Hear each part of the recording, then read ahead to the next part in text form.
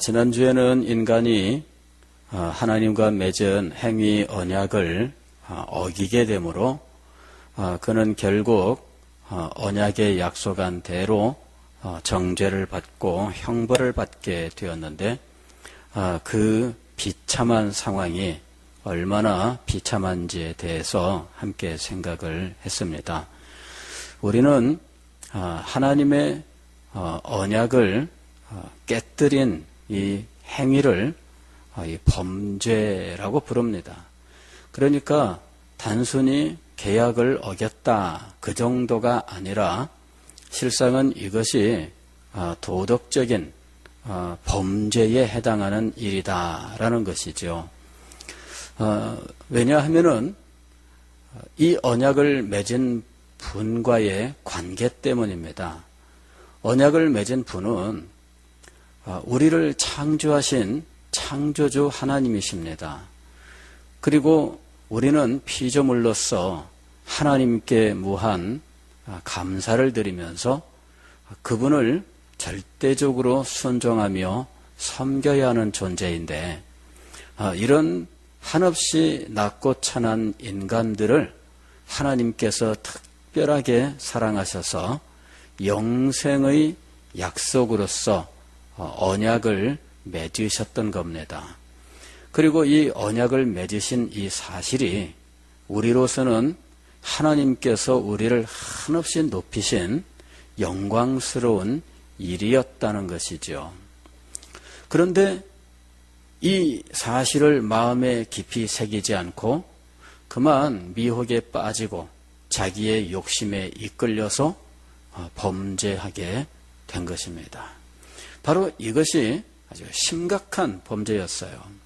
그냥 단지 선악과라고 하는 과일을 하나 따먹는 정도가 아니라 하나님 그분을 모욕하고 멸시하고 거역하는 아주 심각한 문제였던 거죠. 그래서 하나님께서는 그렇다고 해서 하나님께서 벌을 더 주신 것은 아닙니다. 사실은 하나님은 이미 이 언약에서 약속하신 그만큼만 하신 거예요. 그 언약에서 약속하신 것은 무엇이었느냐 하면 정령 죽으리라 하는 것이었죠. 그래서 하나님은 거기서 더도 덜도 아닌 딱 그만큼 인간에게 벌을 주신 거예요. 그것이 바로 죽음이죠. 그런데 이 죽음의 본질은 무엇이냐 하면 단지 육신의 생명이 끝나는 것을 의미하는 것이 아니었습니다. 즉 육신의 생명이 끝나는 그것 정도가 아니라 인간은 이 죽음의 그림자 그리고 죽음의 본질 이런 모든 것들을 다 함께 경험하게 된 거예요. 죽음의 본질은 무엇이냐 하면은 생명의 근원 되신 분과의 단절입니다. 하나님께서 우리를 창조하셨습니다. 하나님께서 우리에게 생명을 주셨습니다. 하나님은 우리의 생명의 근원이십니다. 그러므로 죽음이라고 하는 것은 생명의 근원 되신 분과의 단절을 의미하는 거예요. 그래서 먼저는 우리의 육신의 생명이 그치고 더 나아가서는 이 영혼의 죽음을 맞이하게 되는데 영혼의 죽음이라고 하는 것이 과연 영혼이라고 하는 존재가 없어지는 걸 말하는 것이냐? 그것이 아닙니다. 영혼은 영원히 존재해요. 지옥불에서 영원토록 고통을 당한다라고 하는 것이 성경의 가르침입니다. 영혼은 죽어서 없어지는 것이 아니에요. 그런데도 왜 우리는 죽음이란 말을 사용하는가 하는 것이죠. 그런데도 죽음이라는 말을 사용하는 이유는 생명의 근원 되신 하나님과의 모든 교통이 단절되기 때문이에요. 끊어진 거죠. 생명의 근원으로부터 끊어져 있는 거예요. 가령 여기에 이런 아름다운 화분이 있습니다. 이것은 참 여러 꽃들이 지금 아주 아름답게 잘 모아져 있어요. 그런데 이게 지금은 살아있는 꽃입니다. 그러나 얼마 있으면은 바로 말라 비틀어집니다. 이유는 뭐냐 하면은 뿌리가 없어요. 뿌리가 없어서 잘라놓은 그 당시 요 상태로 뭐 물속에 들어가 있으면은 뭐 한 일주일 뭐 이렇게 삽니다. 그러나 관리를 잘 못하면은 일주일도 못 가죠. 예. 이 잘라놓은 이 부위가 흐물흐물하고 녹아버리면 물을 흡수하지 못하기 때문에 쉬 말라버려요. 그러나 관리를 잘 해주면은 뭐 열흘 정도도 갈 수 있는 거죠. 그런데 그뿐입니다. 인간의 육신의 생명이 그런 거예요. 누구는 일찍 죽기도 하고 뭐 누구는 조금 더 살기도 하지만 꽃이 뭐 한 4일 5일 살다가 뭐 그냥 말라버리는 거나 열흘쯤 가다 말라버리는 거나 뭐 다 똑같아요. 왜냐하면은 뿌리가 없기 때문이죠. 인간은 생명의 근원 대신 하나님으로부터 뿌리가 잘려있는 존재가 되어버렸습니다. 생명의 뿌리가 없어져 버렸어요. 그래서 육신의 생명을 잠시 동안은 유지하지만 뭐 아담 같은 경우에는 930세까지 살았다고 하죠. 무두슬레 같은 경우에는 뭐 963세인가?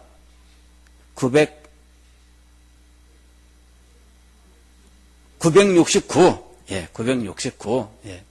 969세까지 살았다고 하잖아요. 그러나 그런 숫자의 차이, 그럼 그렇게 큰 의미가 없어요. 결국은 죽었습니다. 그런데 이유가 뭐냐?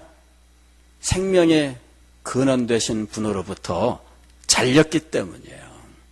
이것이 인간의 비참입니다. 하나님과 친밀한 교통을 나누던 그의 삶이 하나님과의 단절로 말미암아 그만 모든 것이 다 끊어지게 되었습니다.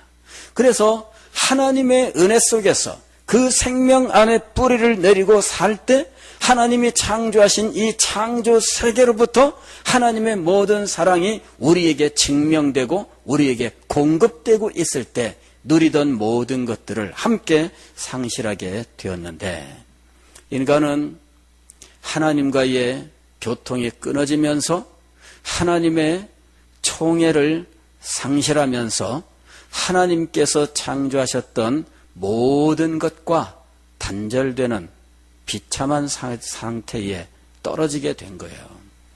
부부관계가 그만 비참하게 되고 부모와 자녀의 관계가 깨어지고 형제 사이의 관계도 깨어지고 또 모든 공동체 인류의 삶이 비참하게 된 겁니다.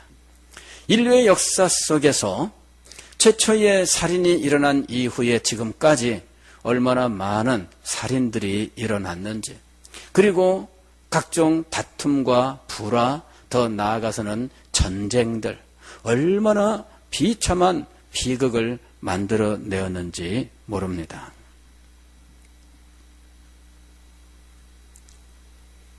여러분, 자연이라고 해서 인간에게 순순하지 않잖아요. 뭐 어제도 보니까는 뭐 작은 태풍이 왔다고 하는데 막 비가 막 얼마나 내리고 바람이 막 확확 치는데 이거 뭐 무서워요. 갑자기 띠리리릭 하더니 재난 문자가 오는 거야. 긴급 재난 문자. 여러분 다 받았을 겁니다 아마. 예. 긴급 재난 문자가 막 여기저기 사람들한테 다 동시에 막 울리는 거예요. 뭔가고 딱 보니까는 긴급 재난 문자에 지금 비바람이 무섭게 몰아치는데 뭐 밖에 나갈 때는 뭐 간판이며 뭐며 이런 것 날라 떨어질 수 있으니까 조심하시라 날라오는 거예요.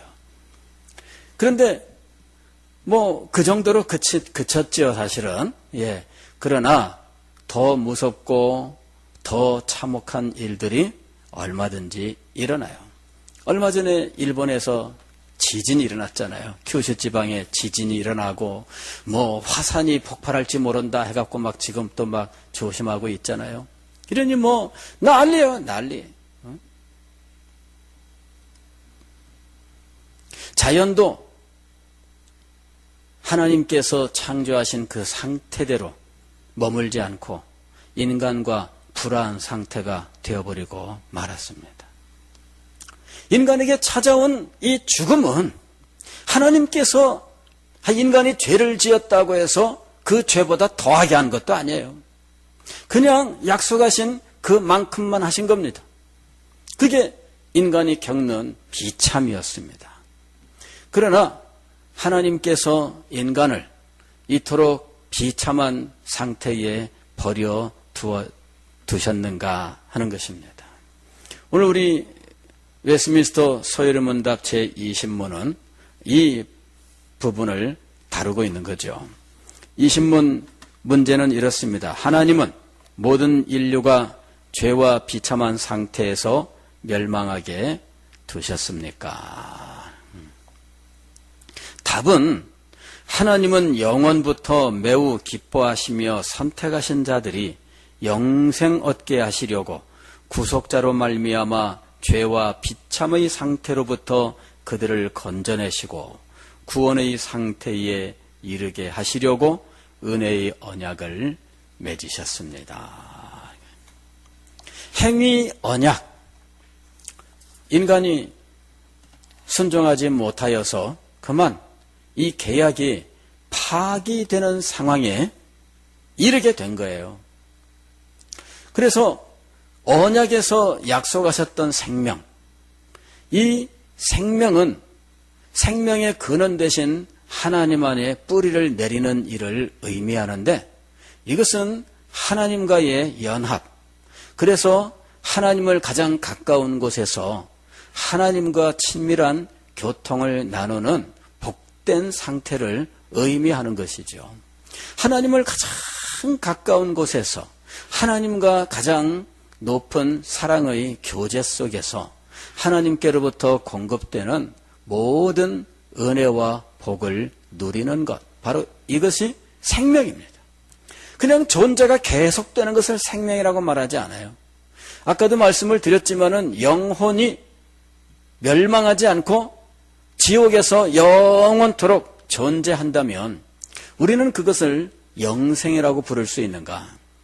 영생이라고 부르지 않죠. 그것은 하나님과의 모든 관계가 단절된 상태이기 때문에 단지 존재가 계속된다고 하여 영생이라고 부르지 않습니다. 우리가 디도서 1장 말씀을 읽었는데 여기 보면은 사도 바울이 자신이 하나님께 받은 이 사도의 직분, 그리고 그 직분이 해야 되는 사명, 이런 것들에 대해서 말씀하고 있어요. 나 바울이 사도된 것은 하나님이 택하신 자들의 믿음과 경건함에 속한 진리의 지식과 영생의 소망을 위함이라 그랬어요. 경건과 믿음과 또 진리의 지식과 그 다음에 영생의 소망. 이 영생은 무엇이냐 설명하고 있어요.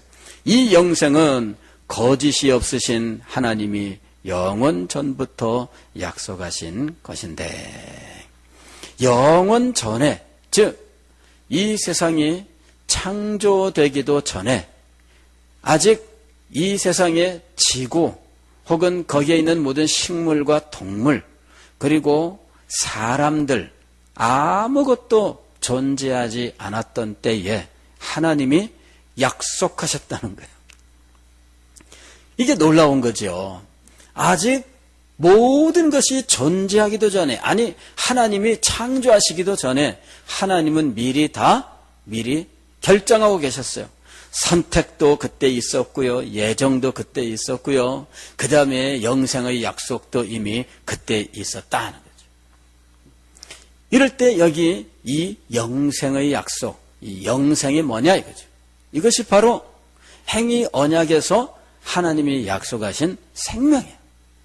그리고 오늘 이 은혜 언약이라고 하는 말이 등장을 하는데 이 은혜 언약에서 약속하신 것입니다. 이 은혜 언약도 보게 되면 하나님께서 무엇을 약속하셨느냐 하면은 영생이에요, 영생. 하나님은 영원부터 매우 기뻐하시며 선택하신 자들이 영생 얻게 하시려고. 영생이 하나님께서 약속하신 것인데 시종일관 하나님은 영생을 약속하고 계시는 거예요. 타락하기 이전의 인간에게도 영생을 약속하셨고요. 타락한 인간에게도 영생을 약속하셨어요. 시종일관 하나님은 변함없이 영생을 주시기를 원하셨던 거죠. 그럴 때 이 영생은 하나님과의 가장 친밀한 영적인 교통. 그래서 하나님의 행복과 하나님의 기쁨과 하나님의 선하심, 하나님의 모든 복되신 것들이 그대로 전달되는 정말 영광스러운 상태를 의미하는 거예요. 하나님은 행복 그 자체이신 분입니다.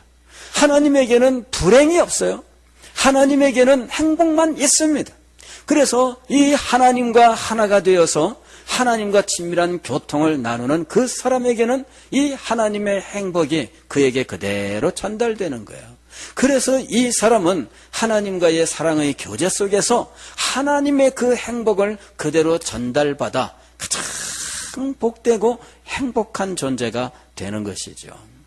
하나님께서 약속하신 영생이란 바로 이런 것을 의미하는 거예요. 그런데 하나님은 이것을 인간을 창조하기도 전에 우리에게 약속을 하신 겁니다. 그리고 타락한 이후에도 여전히 이것을 약속하고 계신 거예요. 바로 이것이 복음입니다. 복음이란 무엇이냐 하면 이렇게 복된 소리, 이 복된 소식을 복음이라고 이야기를 하는 거예요.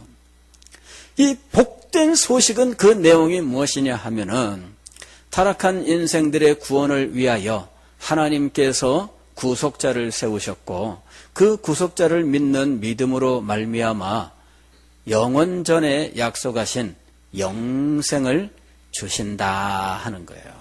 이것이 복음입니다. 그리고 이 복음은 하나님께서 은혜 언약이라고 하는 계약의 모습으로 우리에게 주셨다 하는 거죠. 하나님은 여전히 인간과 계약 관계에 들어가십니다.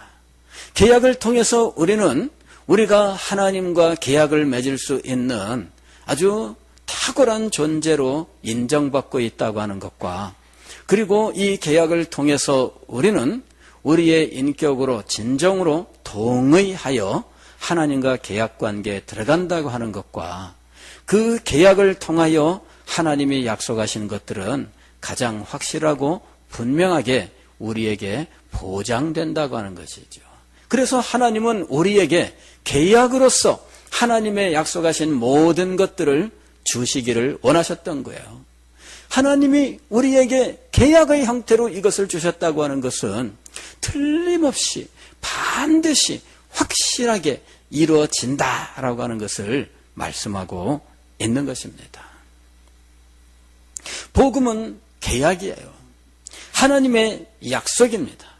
그래서 우리는 이 복음의 말씀을 통해서 하나님께서 우리의 구속자를 통하여 우리를 구원하시되 우리를 영생의 상태로 그 영생을 소유한 자로 만드신다라고 하는 사실을 믿는 자리에 나가야 되는 거예요.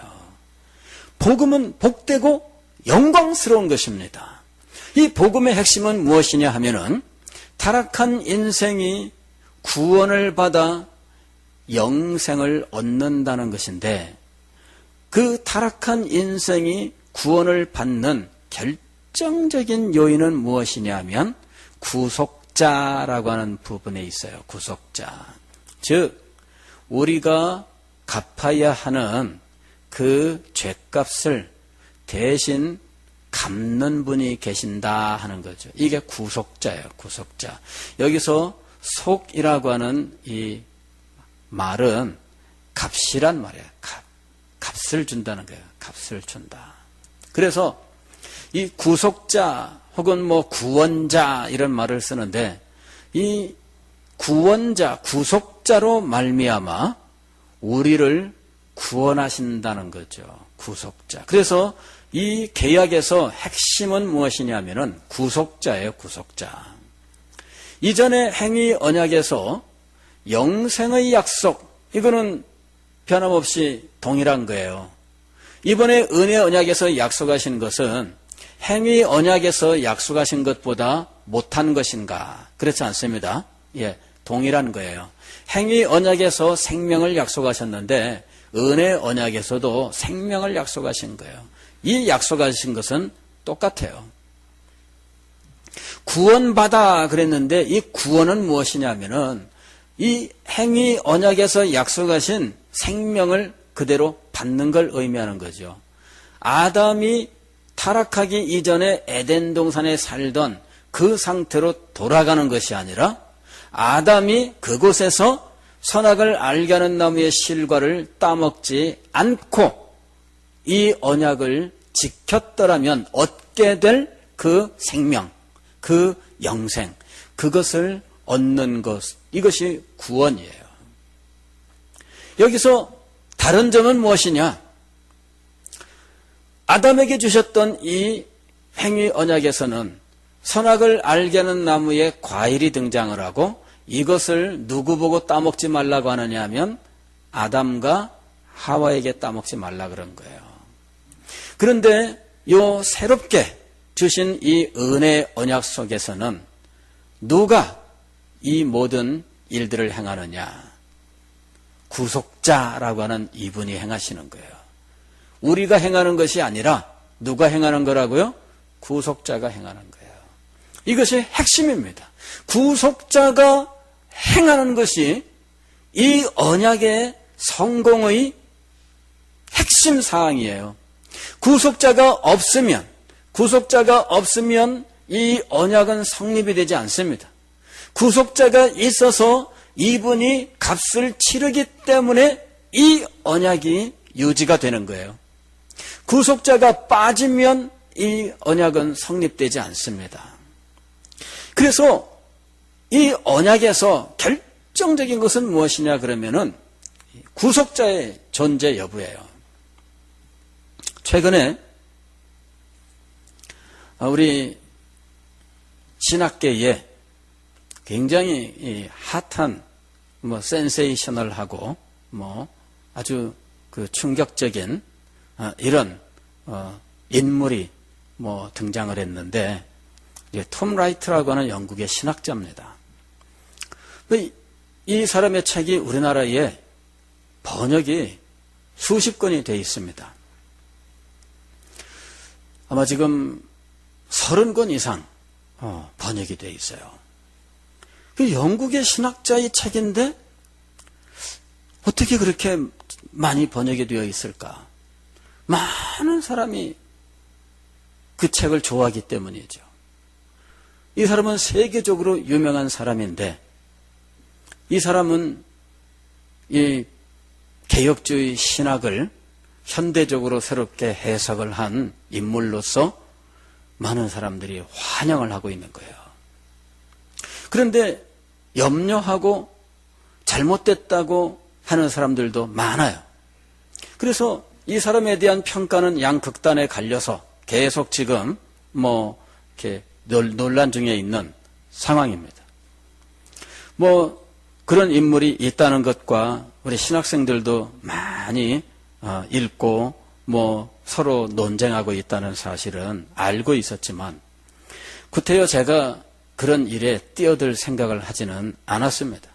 어련히 알아서들 할까 생각을 하고 우리나라에도 신학 박사들이 즐비하고 우리 총신에도 신학 교수들이 얼마든지 있으니 이분들이 다 잘 알아서 하겠지 하고 있었습니다.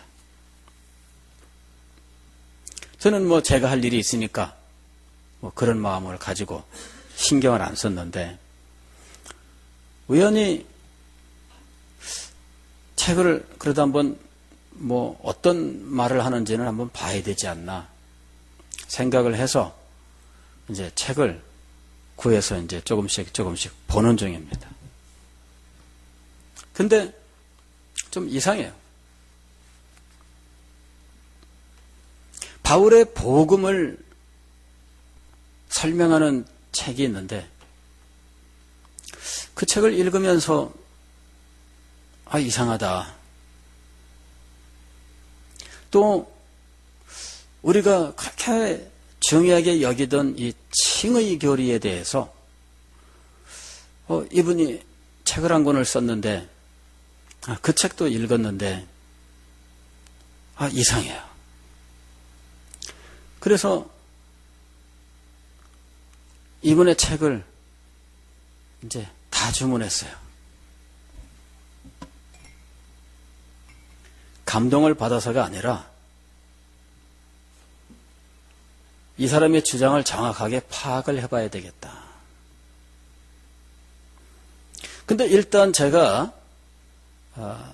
그냥 아직 책 전부를 본 것이 아니라서 다른 곳에서는 또 뭐라고 말하는지는 모르겠지만 제가 읽은 그 책만 가지고 생각한다면 심각하게 지적할 부분들이 있더라 하는 것이죠. 그게 바로 이 언약의 문제인데 이분이 복음을 언약으로 설명하는 분입니다. 그리고 복음을 언약으로 설명하는데 세계 이 신학계에서는 학자들 간에서는 최고다. 이렇게 이구동성으로 이러는 위치에 있는 분이에요.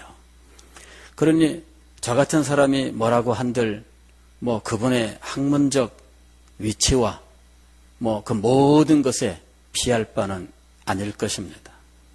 그러나 저도 목사입니다. 저도 성경을 붙들고 연구하고 복음을 선포하면서 이것을 사명으로 살고 목숨을 걸고 지금껏 살아왔는데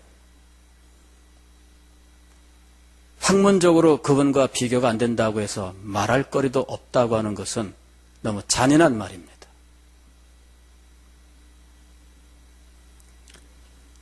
그래서 그 부분에 대해서 살피고 말을 좀 해보려고 해요.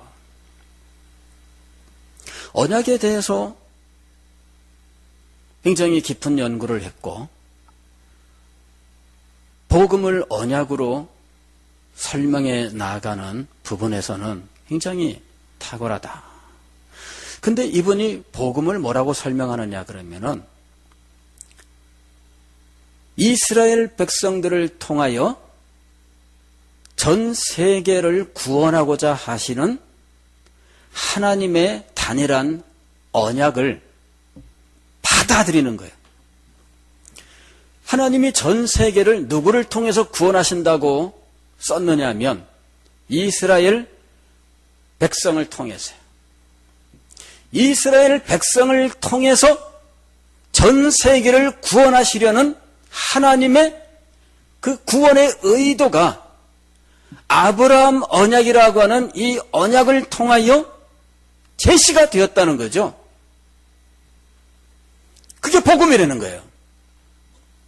그러면서 아브라함의 언약을 쭉 설명을 합니다. 그래서 로마서 4장에 아브라함의 그 믿음이 의로 여겼더라 그 의에 대해서 갈라디아서 3장 4장에 하나님께서 아브라함에게 약속하셨던 자손, 그 단수인 자손, 아브라함의 씨, 바로 그 예수, 이런 거 언약의 성취, 이런 이야기들을 해요. 근데 가장 문제는 무엇이냐 그러면은 하나님이 세계 만민을 구원코자 하신다 하는 말을 하면서 누구를 통해서 구원하신다고요? 이스라엘을 통해서. 이게 결정적인 문제입니다. 이스라엘을 통해서 전 세계를 구원코자 하시려는 하나님의 단일한 언약, 그것을 선포하고 그 언약의 성취가 예수 그리스도를 통해서 이루어졌다는 사실을 믿으면 된다는 거죠. 예수님의 위치는 무엇입니까? 언약의 성취자라는 말을 하고는 있지만 그러나 예수 그리스도를 통하여 구원을 얻는 것은 아닙니다. 누구를 통하여 구원을 얻는다고요? 이스라엘을 통하여 구원을 얻는다고 말하고 있다는 것이죠.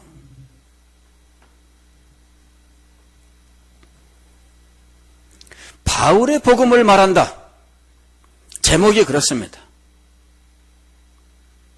바울이 언제 그렇게 말했을까요? 바울이 언제 이스라엘을 통하여 전 세계를 구원하시려는 하나님의 계획이 있고 그 계획을 이 단일한 아브라함의 언약 속에 담아서 주셨다고 말하고 있을까요?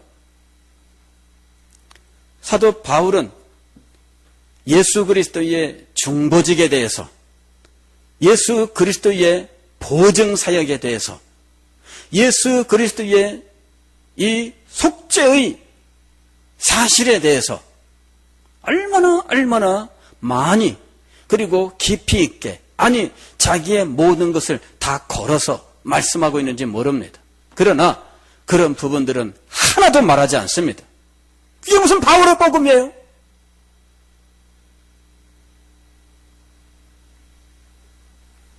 제가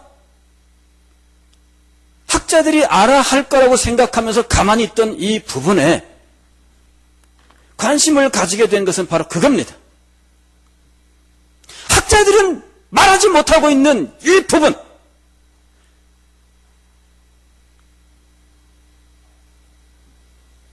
어떻게 이스라엘을 통하여 전 세계를 구원하시는 것이 하나님의 복음입니까? 아니 바울이 언제 그렇게 말을 했습니까?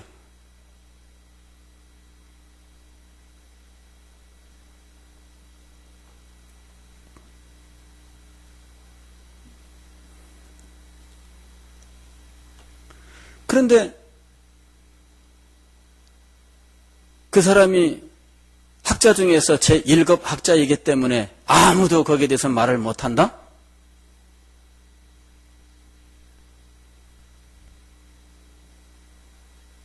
제가 제1급 학자라고 하는 사람들이 독서하는 방식을 책을 통해서 쭉 보면서 정말 책을 바보같이 읽고 있다. 글을 바보같이 해석한다. 그런 생각을 금할 길이 없습니다. 근데 왜 그게 가능할까? 그게 현대 신학의 전제이기 때문이에요.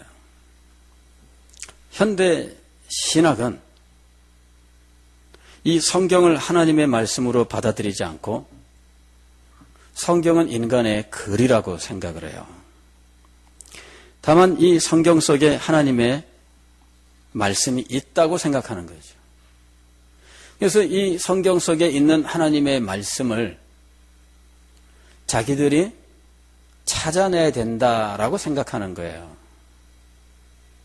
그래서 이 현대 신학은 성경에서 하나님의 말씀을 찾으려고 하는 시도로서 계속해서 지금까지 발전해 온 거죠. 그런데 하나님의 말씀을 찾는 방법이 뭐냐? 자기가 전제를 하나 세웁니다. 그리고 이 전제에 맞는 성경 말씀들만을 모아요. 그래가지고 자기의 전제에 맞는 성경 말씀들만을 강해, 주해를 하는 거죠. 해석을 하는 거예요. 그리고 이 자기 생각에 맞는 성경 구절들을 해석하는 해석의 이 근거 자료들은 성경이 아니라 다른 글들이에요. 성경 이외의 글들. 이것이 현대신학이 취하고 있는 성경 해석의 방법입니다. 자기의 전제가 있어요. 이 사람들은 언제나 우리한테 이렇게 이야기합니다. 성경은 자기의 생각으로 해석을 하면 안 됩니다. 이렇게 주장을 해요. 그러면서 당신들은 종교개혁자들의 생각을 가지고 성경을 읽고 있으며 칼빈의 생각을 가지고 성경을 읽고 있으며 루터의 생각을 가지고 성경을 읽고 있다. 그건 잘못된 거다.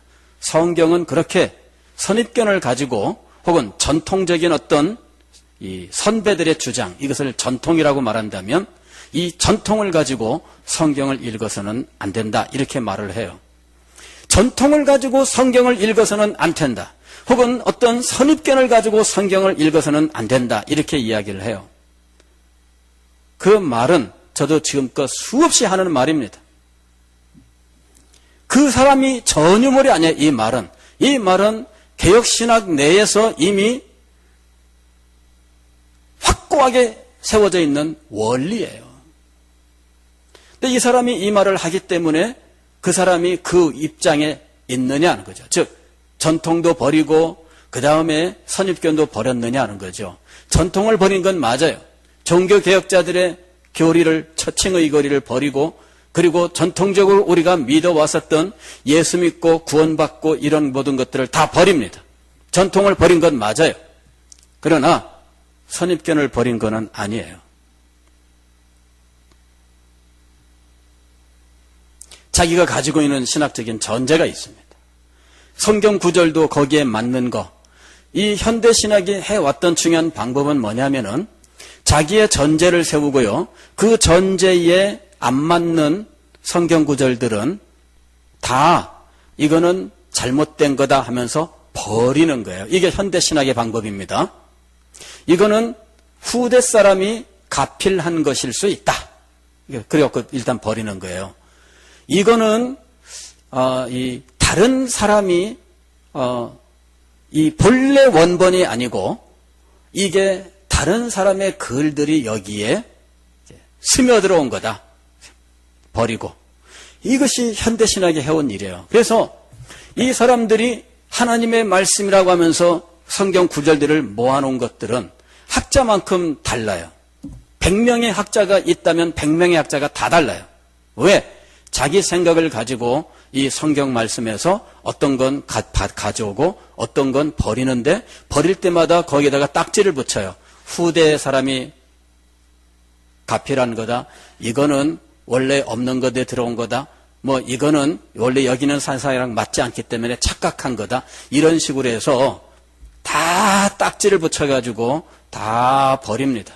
그래서 자기가 가지고 있는 이 전제에 맞는 것만을 모으고 이것을 입증하는 일을 성경을 가지고 하는 것이 아니라 주변의 유대인 학자들의 글을 가지고 하고 있는 거예요. 성경 해석의 원리가 심각하게 잘못되어 있습니다. 애초에 자기 전제에 맞는 것들만 성경으로 받아들이는 이 심각한 문제를 가지고 있습니다. 그래서 바울의 복음을 말하는데 인간의 타락에 대한 말은 한마디도 없어요.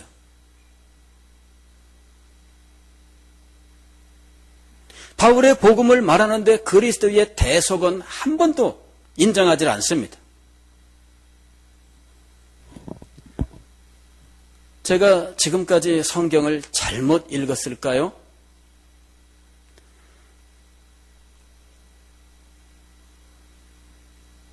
그거는 그렇게 주장을 한다면 그건 잘못이죠.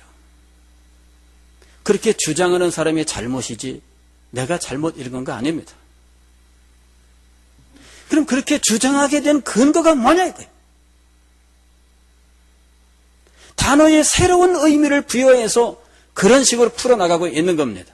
새로운 의미를 부여하는 방법으로 성경을 가지고 와서 새로운 의미를 부여하는 것이 아니라 유대인 학자들의 글들이나 그 당시에 랍비들의 글들을 가져다가 이 의미를 이거는 원래는 이런 의미다 이렇게 하면서 모든 걸 뒤집어 엎고 있는 거예요.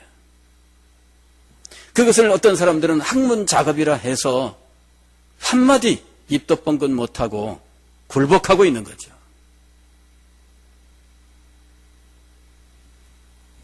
학문 작업이 아니라 억지 춘향입니다.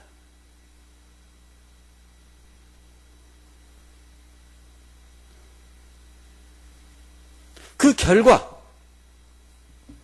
우리의 구속주가 사라졌어요. 우리의 죄를 대신하는 이 분이 사라졌어요. 전 세계를 구원할 때 구원의 방법은 이스라엘이 되어버렸어요.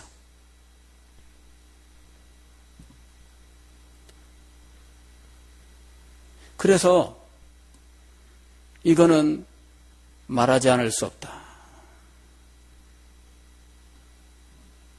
성도 여러분, 지금 이렇게 심각한 상황이 이 신학 세계에서 벌어지고 있는 겁니다.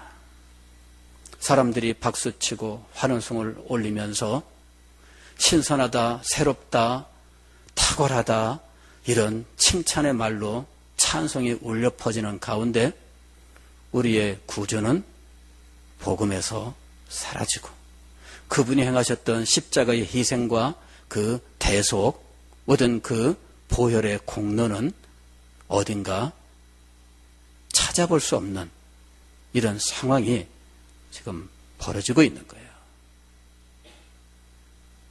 신학생들조차도 이 사실을 발견하지 못하고 있어요.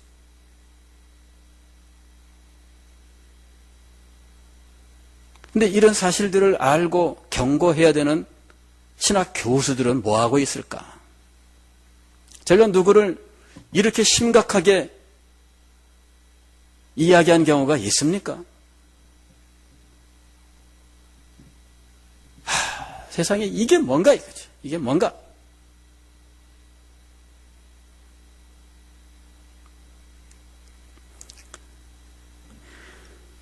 이런 교리를 그냥 전통, 그러면서 전통으로 읽지 말라. 버려라 이거죠.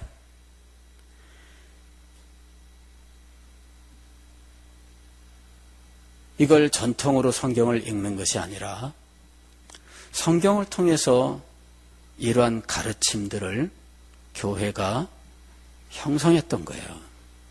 그리고 성경을 가르치기 위한 가장 좋은 길로서 이 자료들을 우리가 받아들였던 거죠.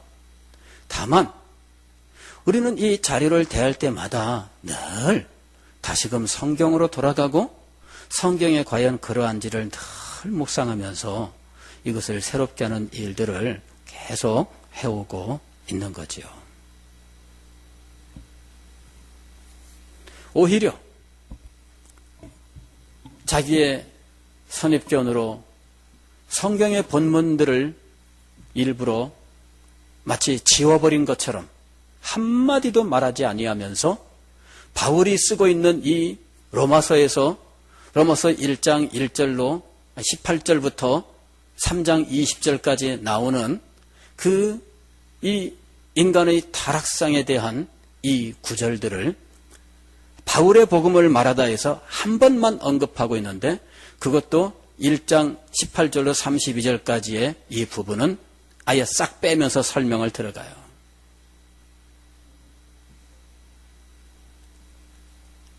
그래서 의도적으로 인간의 타락을 외면하면서 이 부분은 바울의 복음이 아니라고 하는 사실을 자기의 행동으로 보여주고 있는 거죠. 그 부분은 바울이 말한 것이 아닐까요? 왜 말하지 않을까요? 그리스도의 희생을 말하지 않으려고.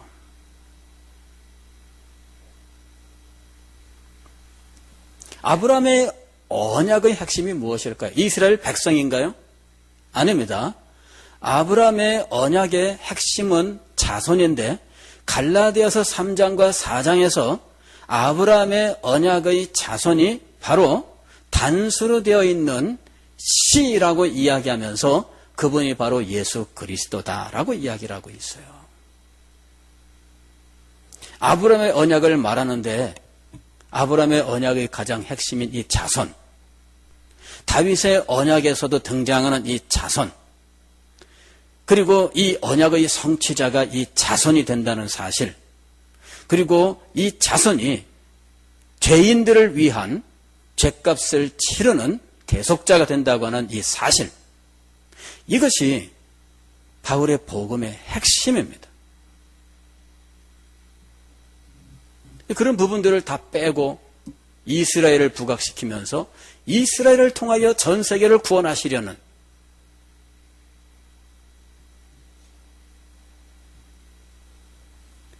여러분 지금 신천지만 위험한 것이 아닙니다. 더 큰 위험은 신학자, 세계적인 학자라는 이름으로 이 복음이 변질되는 것입니다.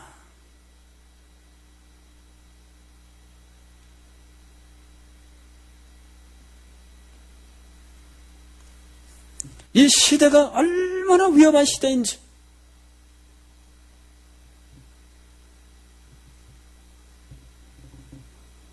이 사람은 우리가 복음 전도하는 모든 것을 경멸해요. 말도 안 되는 짓들을 하고 있다, 이렇게 얘기를 해요. 성경적이 아니라고 얘기하는 거예요.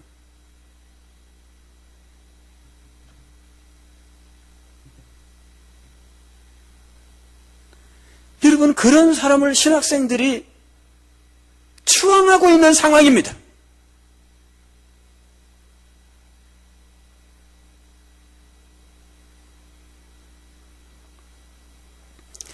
우리가 이 시대가 얼마나 위험한 시대인지를 알고 여러분 기도하셔야 돼요.